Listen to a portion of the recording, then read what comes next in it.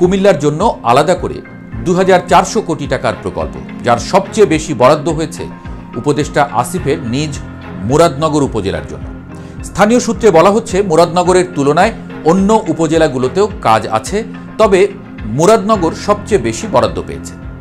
যে উপদেষ্টা নির্বাচনে রাজনৈতিকভাবে অংশ নেবেন বলে ধারণা, তার এলাকায় এমন প্রচ্ছন্ন সুযোগ সুবিধা নিশ্চিত করা, এটাই বাংলাদেশের রাজনীতির আখের গোছানোর উৎকৃষ্ট উদাহরণ হিসেবে ধরা যায় বলে মত বিশ্লেষকদের।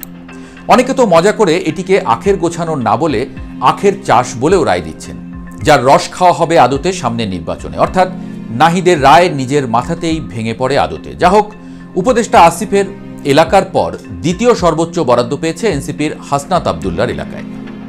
তবে বুধবার সন্ধ্যায় উপদেষ্টা আসিফ এই সেফ এক্সিট নিয়ে ফেসবুকে একটি পোস্ট দেন।